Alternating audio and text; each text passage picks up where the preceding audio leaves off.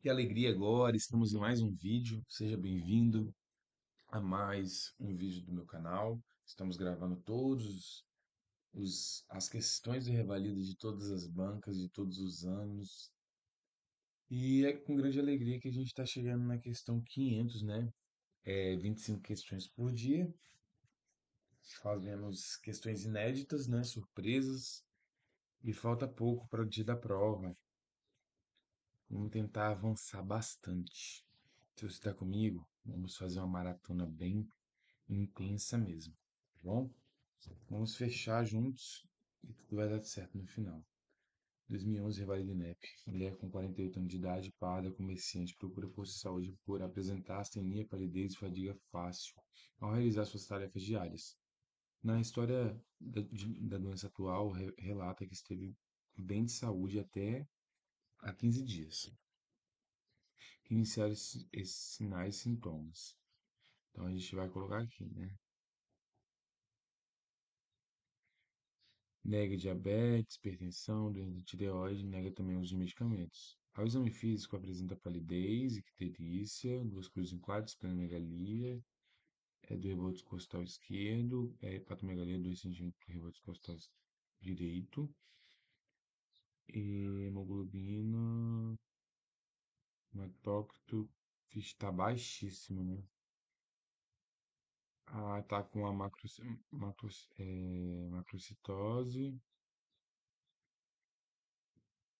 é, reticulócitos aumentados, bilirrubina total direto, com predomínio direto. Gente, qual é o tipo de anemia?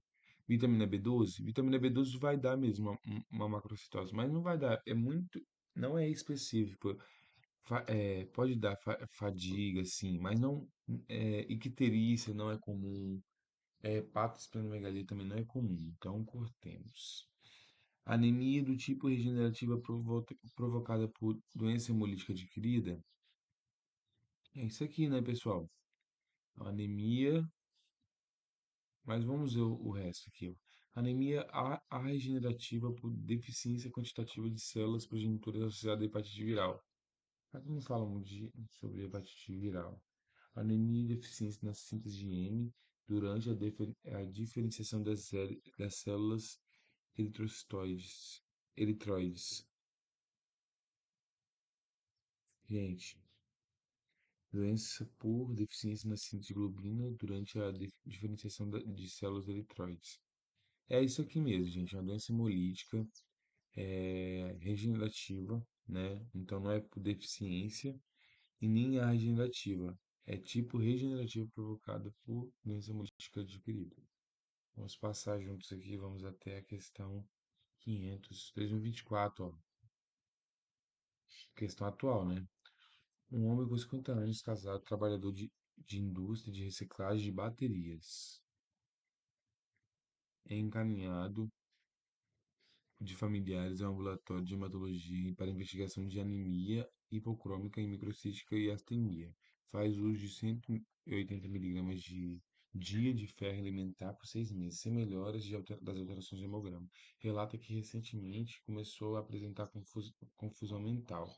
Os familiares negam histórico de sangramentos evidentes ou restrições alimentares e afirmam que na unidade básica de saúde, após a realização de uma investigação inicial e dos exames de triagem recomendados para sua faixa etária, não havia sido constatada evidência de quaisquer outras doenças.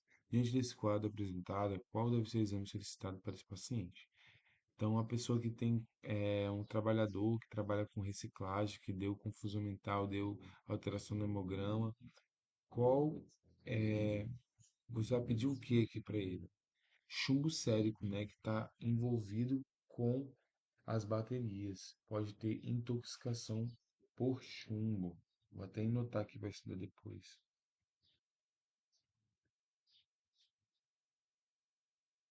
É isso aí, pessoal. Vamos estudando juntos. Questões de revalida. Quem está estudando para residência, ENAMED, ENAD, revalida prática, teórica, é aqui com nós. Vamos estudar juntos 2016 revalida INEP. Uma mulher com 34 anos de idade comparece a um ambulatório de clínica médica terciária com vistas a esclarecer quadro caracterizado por esplenomegalia, linfadenopatia, alterações persistentes no hemograma. De acordo com a ficha de referência, o quadro teve início há 2 meses com mal-estar, dor de garganta, febre baixa, que evidenciou uma linfoadenomegalia cervical e uma hepatosplenomegalia. O hemograma realizado na ocasião revelou linfocitose, além de anemia leve e trombocitopenia. A hipótese diagnóstica é uma mononucleose infecciosa. A pesquisa de anticorpos heterófilos de Epstein-Barr vírus e de anticorpos anticapricídeo viral foram negativas. Então, já não é mononucleose. Então, vamos. A presença levemente procurada com discretas equimoses nos membros inferiores e superiores linfonodos palpáveis em todas as regiões cervicais, baços palpáveis, cerca de 4 centímetros do rebozo costal e fígado palpável 4 centímetros do rebozo costal direito, na linha hemiclavicular. Os linfonodos cervicais são pequenos, com cerca de 1 centímetro de diâmetro, indolores, imóveis. Novo hemograma mantém o padrão do resultado do exame anteriormente descrito. Nesse caso, pós-diagnóstico, a conduta para investigação diagnóstica são. O que é isso aqui, pessoal? Um paciente jovem que está com uma hepatosplenomegalia, mas o mais específico mesmo é linfoadenomegalia e febre e dor de garganta. O que pode ser isso? Uma leucemia aguda, linfoblástica aguda, entendeu? E aí a gente vai fazer um aspirado de biópsia na medula óssea, tá bom? Gente, já caiu em 2020 prova prática do Revalid-NEP, leucemia. Foi um tema muito complicado, você tinha que fazer a palpação. Foi bem, cara, capcioso. Você tinha que estar bem preparado ali para fazer a palpação, pedir os exames específicos demais. Tipo assim, eu gostaria de um aspirado de medula óssea. Você tem que lembrar de muita coisa. Então, estamos aqui juntos para lembrar das coisas e vai dar tudo certo. 2012, Revalidinep, um pré-escolar de 3 anos de idade, foi levado ao pediatra. Ó, a idade sempre é importante, de um pequeno centro de saúde regional para avaliação de palidez cutânea mucosa. A mãe relatou que a criança sempre gozou de boa saúde, né? Entretanto, há cerca de 2 meses tem se apresentado prostrada. Além disso, tem mostrado cada vez mais pálida e no último mês surgiram pequenas manchas vermelhas na pele.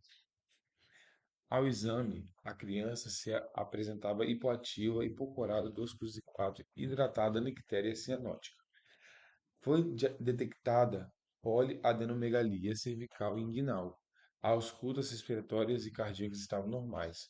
O abdômen estava distendido, flácido e indolor, com o fígado palpável 5 centímetros do rebordo costal direito e baço palpável 3 centímetros do rebordo costal esquerdo.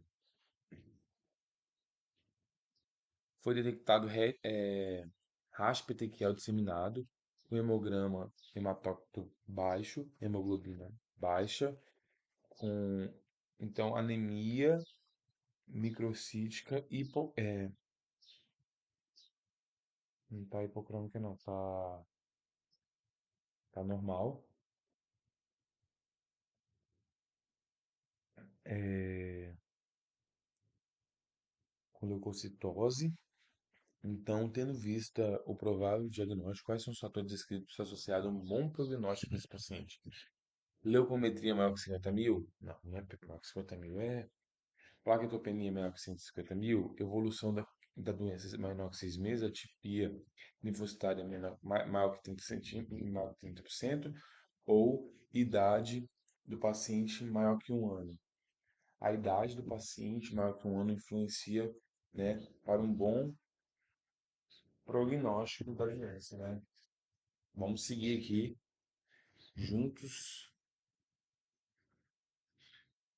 A Revalidinep. Uma criança do sexo masculino com 5 anos de idade apresentava há 3 semanas astenia, febre baixa, redução do apetite e manchas associadas pelos membros.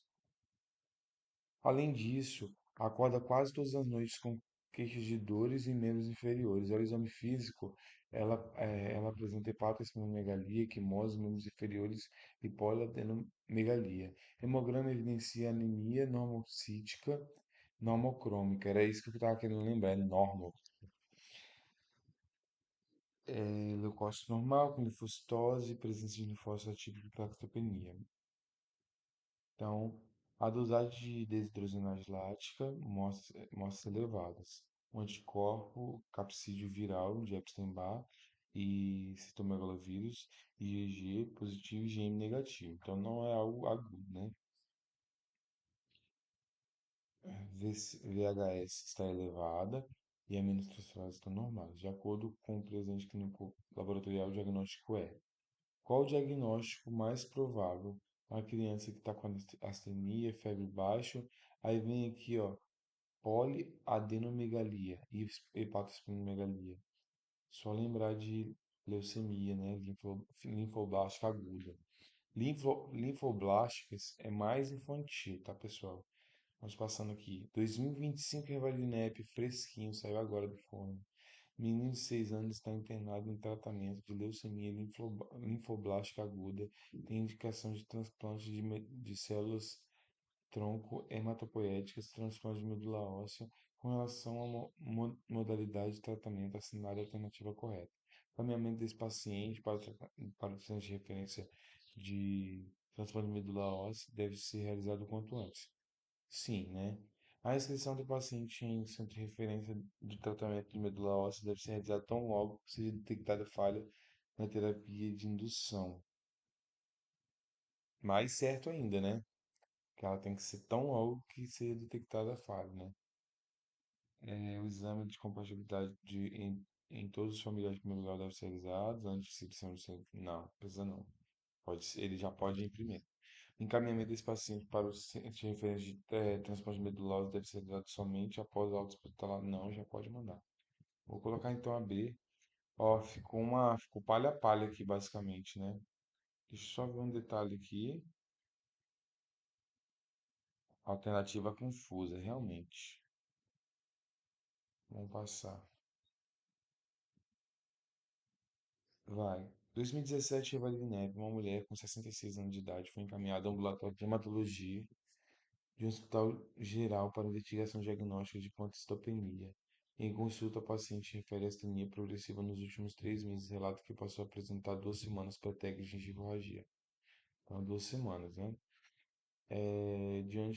Diante disso, procurou atendimento médico quando foi realizado o hemograma completo, que revelou anemia normocítica normocrônica com baixa contagem de reticulócito, leucopenia com diferencial de plaquetopenia. Um exame hematoscópico revelou porcentagem de dacriócitos, células em lágrimas. Nessa situação, qual é o diagnóstico mais provável da paciente e que exame complementar deve ser solicitado para confirmação?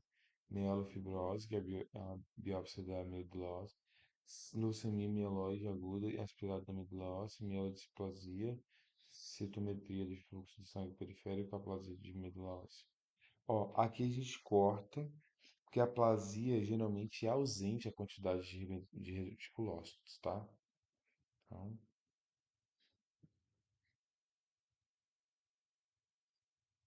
mielodisplasia não. Aqui ficou entre leucemia mieloide aguda e mielofibrose. Aqui, ó, a quantidade no dacriócitos em massas em lágrimas é de mielofibrose, tá, gente? Mielofibrose, não esquecer. Lembra que se teve hemácias em lágrimas é mielofibrose. 2013, Vale Neto. Menina com 3 anos de idade admitida em enfermaria de hospital regional no interior do estado por apresentar há 3 semanas dor na região lateral do pescoço e adenomegalia cervical bilateral, febre baixa e queda do estado geral. Fez uso de anti-inflamatório não hormonal, tendo diminuído o desconforto, mas persistiu da adenomegalia direita, a febrícula e a inapetência. Ao exame físico, mostra cadeias ganglionares cervicais bilateralmente palpáveis, sendo a direita palpa-se massa consistência elástica, aproximadamente 1 centímetro em seu maior diâmetro, levemente dolorosa. É, Nesse mesmo lado, nodulação em região supraclavicular indolor com aproximadamente 0,8 centímetros em seu maior diâmetro.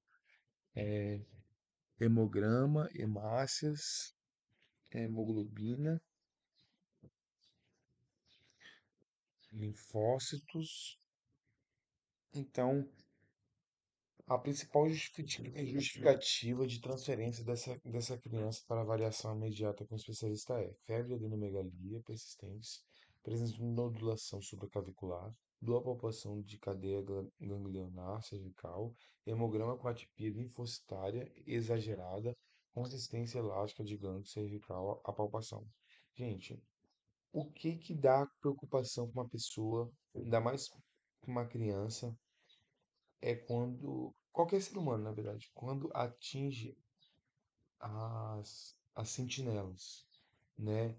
Tipo, nodulação supraclavicular, quando vai invadindo outras partes, né, da célula de defesa. 2022 revela do INEP.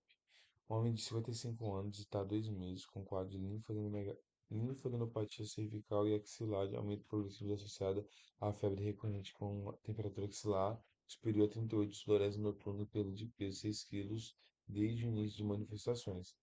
Nega doença pré-existente e usa medicamentos, mas informa tabagismo de 35 anos com cargo de tabaco de 50 anos março. Apresenta linfomegalia cervical anterior e posterior bilateralmente, axilares bilaterais com ganglios de 2,5 a 4 centímetros de diâmetro com seções endurecidas fixos. Agora você está com febre e mostra uma massa mediastinal com cerca de 8 centímetros de diâmetro. Hemograma, PCR, tomografia com contraste. Qual o diagnóstico mais provável que deve ser solicitado? Pessoal, paciente que fuma há muitos anos, está há 2 meses, um quadro arrastado. O que que a gente tem que pensar a princípio? Vários linfonodos, né? Você lembra de linfoma, entendeu? Dos linfonodos. Aí você pede uma biópsia do gânglio cervical, entendeu? Por que não é metástase? É muito inespecífico, poderia falar muito mais coisa, né? Carcinoma cervical. Hum, não foi uma indicativa muito grande. 2023, a Valignec, um menino com 13 anos, previamente saudável, foi no ambulatório de pneumologia por causa de uma história de 20 dias de febre, mais ou menos, mal-estar, sudorese profusa, tosse seca, que não foram identificados tratamento prévio com amoxicilina.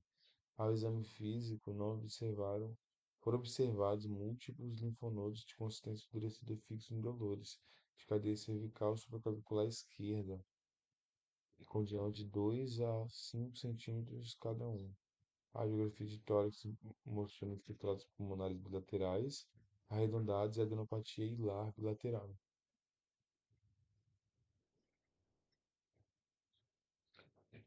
Diante do caso descrito, assinale a opção que apresenta respectivamente a principal hipótese diagnóstica e a conduta correta para a sua confirmação. O que que é isso aqui, pessoal?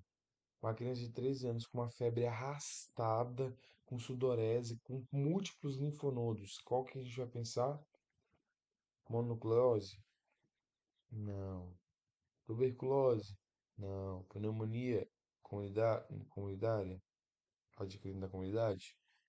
Não. Linfoma de Hodgkin? Sim. Então, solicitar biópsia e uma tomografia, né? E é isso. Provavelmente tem mais linfonodos. 2015, Revalidinep. Um homem de 26 anos de idade, previamente saudável, procurou assistência com queixa de tumor no pescoço com aumento progressivo há 3 meses, perda de peso e sudorese noturna. Ao exame físico, apresenta múltiplos linfonodos pequenos em cadeia cervical posterior e subcávio, de consistência endurecida, aderidos a pontos profundos e à pele.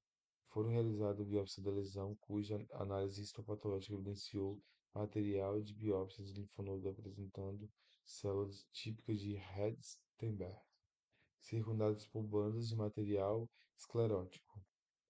O diagnóstico mais provável e tratamento inicial correto para esse paciente são, respectivamente, um paciente jovem, previamente saudável, que apareceu um tumor arrastado também de 3 meses, múltiplos nódulos em pequenos, tá no pescoço. Aí vem aqui, células tipo de Steinberg. É muito específico de linfoma de Hodgkin. Nunca esquecer. E o que que você tem que fazer? O tratamento inicial? Uma químio. É isso aí, pessoal. As questões elas vêm para nos ajudar. Linfoma de Hodgkin é aquela de Steinberg. Vai, 2014, Vale de Neve. Um homem com 30 anos de idade apresenta linfonomegalia da cadeia cervical posterior e supraclavicular. Refere a episódio de febre, sudorese, principalmente período noturno e perda de peso. Você percebeu que sempre dá a mesma coisa, a mesma coisa, a mesma coisa. Paciente jovem com linfadenomegalia cervical posterior, que dá também febre, sudorese, principalmente no período noturno, com perda de peso. Aí não tem outras queixas, o exame físico geral específico não mostrar outras alterações. A punção da biópsia aspirativa de um linfonodo cervical compatível com linfoma de Hodgkin. Então já sabe o, o diagnóstico, né? Vou até escrever aqui para depois estudar linfoma de Hodgkin melhor, né?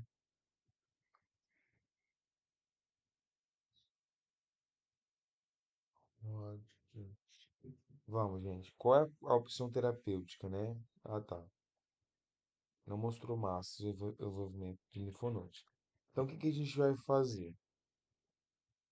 A princípio, a gente vai colocar o paciente para fazer cirurgia agora? Por enquanto, não. Vamos fazer só uma rádio? Não, vamos fazer uma quimio e uma rádio, né, pessoal?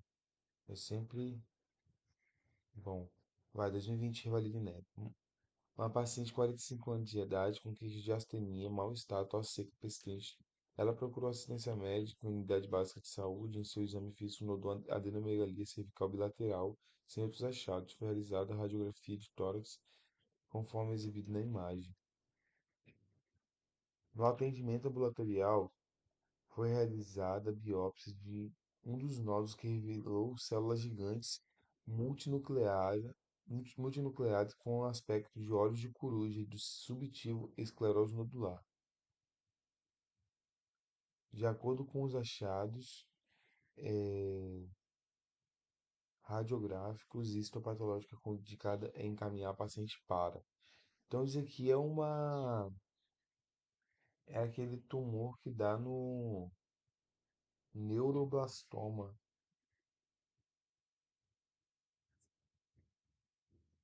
Neuroblastoma é esse que dá olhos de coruja. Para onde que a gente vai mandar? Para a região NACOM, CACOM, de assistência oncológica? Isso aí é câncer, né, pessoal? É um, é um CA. Bora. 2023, Everett um homem de 68 anos, retorna ao ambulatório de referência com dores na coluna lombar de intensidade progressivamente nos últimos 3 meses. Ó, apresenta uma anemia,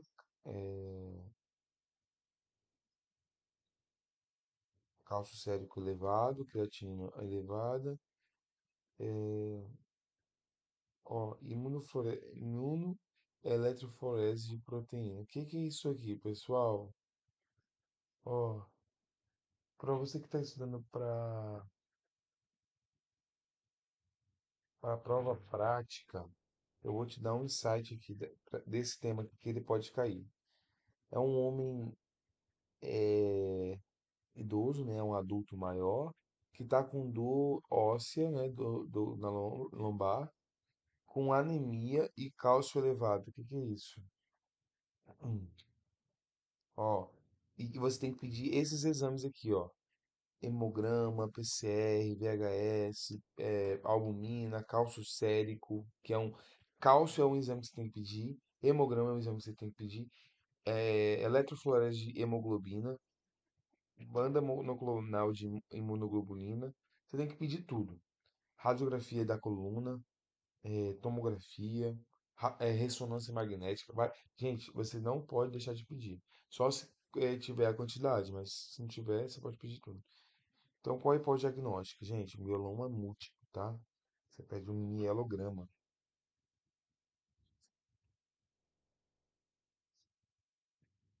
Fechou? Vamos pra cima. 2020, Vale do Neve.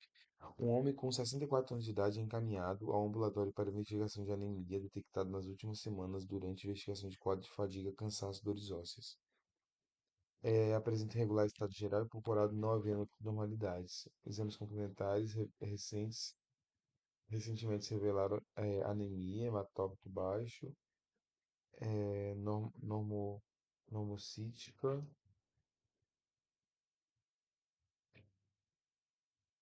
cálcio elevado. O que que é isso, né, pessoal? Aqui cálcio sérico elevado também, creatina elevada, ureia elevada. Então, o que que é isso? Um mieloma múltiplo. Então, o que que vai ter aqui, né? Uma gamopatia monoclonal associada ao mieloma múltiplo, entendeu? Então, vamos ver aqui. É isso mesmo.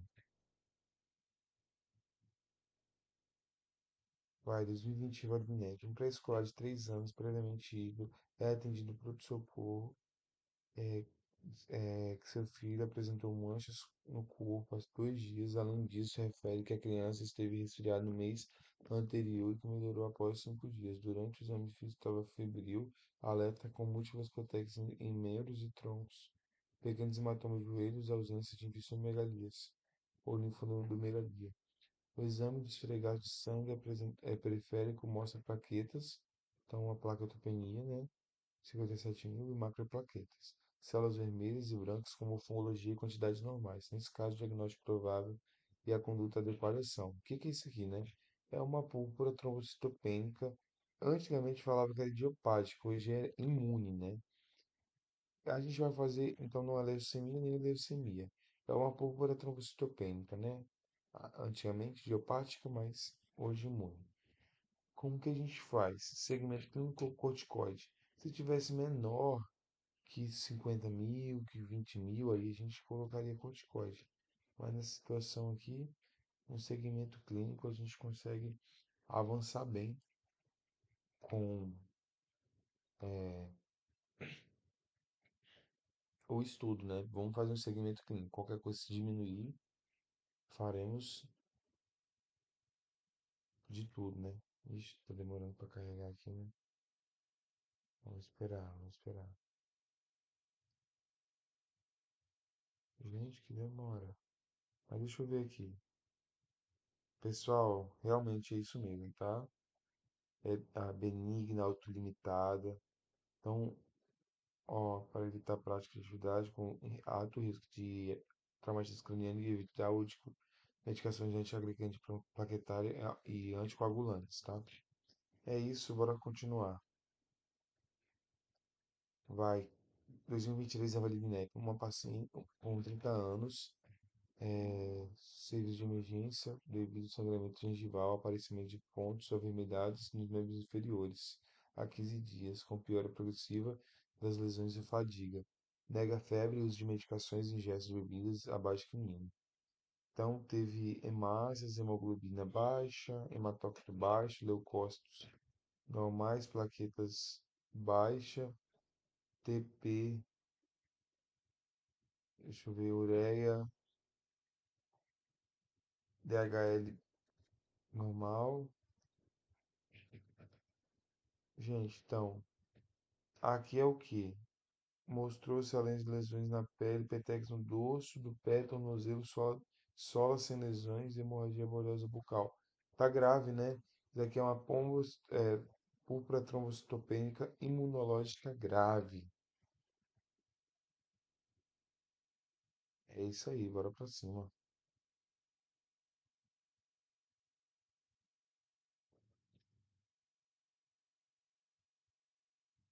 2023 é Vale paciente seco indigesta, pesando 70 quilos e é encaminhado ao pré-natal de alto risco em razão de história de abortamento espontâneo na oitava semana de gestação anterior. Traz consigo mutação homozigótica do gene da enzima N-tetrohidrofolato redutase. A paciente nega história pessoal ou familiar de trombose. Caso a conduta imediata deve ser. Gente, esse nome aqui, exame de mutação homozigótica do gene da enzima metil-N-tetrahidrofolato redutase, é só para assustar a gente. É algo normal. Então a gente tem que dar o segmento do pré-natal habitual. 2023, Eveline Nepp. Uma paciente com 40 anos, branca, encaminhada à unidade básica de saúde, é atendida para investigação de trombose venosa profunda. Conta que aconteceu um segundo, um segundo episódio de TVP do membro inferior esquerdo há 30 dias. Informa que fez uso de anticoncepcional oral de 18 anos e que a primeira TVP ocorreu aos 36 anos, quando foi tratada com varfarina por 6 meses sem recorrência. Conta que teve 3 gestações, a primeira dela aos 22 anos. Resultou em aborto espontâneo. As outras duas foram a termo. Informa ainda que sua mãe também apresentou PVP. Relata também que atualmente vem fazendo uso de rivaroxabana para investigação de TVP na paciente. Nesse momento deve solicitar. O que que a gente deve solicitar? Pessoal, eu vou te falar. Eu só sei dessa questão mesmo porque eu já tinha feito a prova de 2023, tá? Então, o que seria aqui? PCE do fator 5 Leiden, tá? Que é relacionado a esse fator de coagulação e tudo mais. O que que você tem que fazer em um paciente que está com um TVP?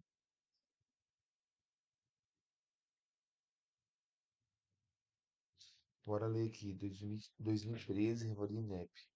Mulher com 45 anos de idade em preparo de colecistectomia por doença calculosa procura o médico da UBS de seu bairro, apresentando os resultados dos exames laboratoriais solicitados.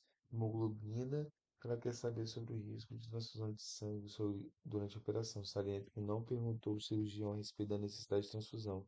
Tendo guia de uso de hemocomponente do Ministério da Saúde, o médico formulará a resposta ao paciente com base no fato de isso aqui você tem que ler essa revista aqui, né? Esse PDF aqui. O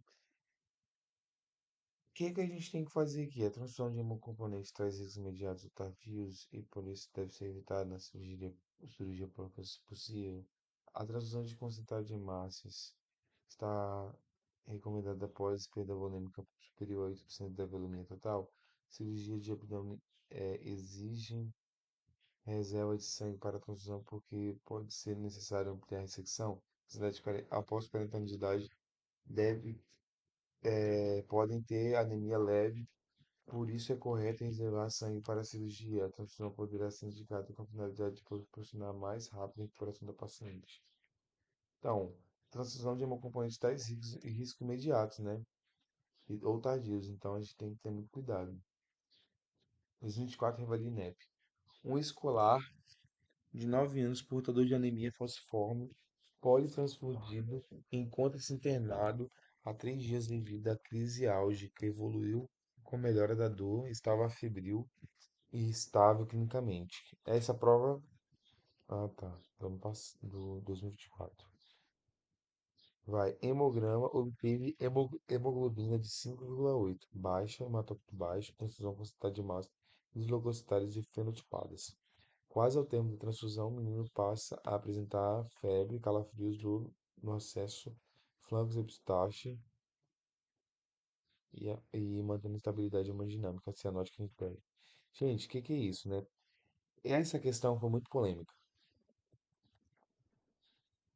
causou muita treta, mas essa foi a resposta do INEP. Todos pensam que pode ser essa aqui também, mas reação febril não hemolítica é a resposta mais exata para essa situação. 2017, Rivalinep. Um homem com 48 anos de idade, tabagista crônico, pertence admitido em um hospital para correção de aneurisma ortoilíaco esquerdo com utilização de prótese vascular.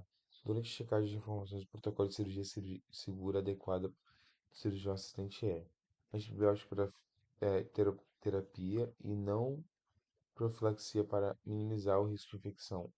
Indicar antibiótico profilaxia em cirurgia vascular porque há uso de prótese. É isso aqui, né? Indicar profilaxia porque há comorbidades. Não indicar. Tem que indicar, né? É isso aí, pessoal. Vou fazer aqui. 2022, Evalide Nepe, um homem com 45 anos de idade internado em enfermaria do hospital secundário há 15 dias, pós-trauma grave com boa evolução, apresenta suave anal positivo para bacilo gram-negativo, resistente a carbapenêmico. Ele não apresenta febre e o leucograma está com 6.500 leucócitos. Nesse caso, a conduta adequada é encaminhar o paciente ao centro especializado de trauma, encaminhar o tratamento do paciente com antibiótico conforme o antibiograma, observar o quadro clínico do paciente, instituir precaução de contato, instituir precaução de gotículas e banho de clorexidina para o paciente. Então, o que a gente vai fazer aqui nessa situação? Vamos ver, né? Observar o quadro do paciente. Ele está com uma boa evolução e instituir a preocupação, a precaução, né? Mas, vamos ver aqui. Isso. Vamos passar. Falta mais essas daqui, né? Vai, 2022, Evalid Neto. No ambulatório de um hospital secundário, o médico de plantão recebe uma paciente de 43 anos de idade que se encontra no 10º dia do pós-operatório de uma esterectomia total abdominal por cirurgia benigna. Queixas de mal-estar geral, hiporexia, febrícula há 2 dias. Encontra-se a incisão operatória encontra-se pouco permeada e quente. A semiologia pulmonar é normal, não há queixa de disúria ou de sinais de flebite. Então, qual é a classificação de cirurgia e o grau de contaminação? E a melhor conduta para evitar.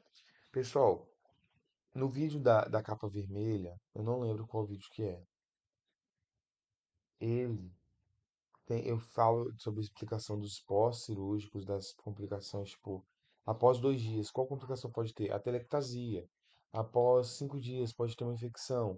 Então, aqui já tenho 10 dias. O que que pode ser, né? Qual tipo de cirurgia? É uma cirurgia limpa contaminada, né? Porque esterectomia, como outras cirurgias, são limpa contaminada. Agora, antibiótico profilaxia tem que ser quantas gramas em, em que momento? 2 gramas, né? Cefazolina, 1 hora antes do ato cirúrgico. E agora, questão 500.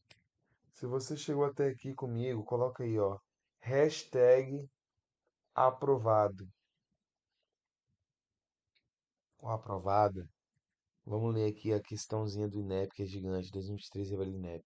Homem com 78 anos, acamado há meses em função de quadro demencial avançado, chega à unidade de emergência com quadro de rebaixamento de nível de consciência, febre e hipertensão arterial. Segundo familiares, o paciente vem apresentando tosse desde a ocorrência 3 dias de episódio compatível com broncoaspiração durante tentativa de alimentação via oral.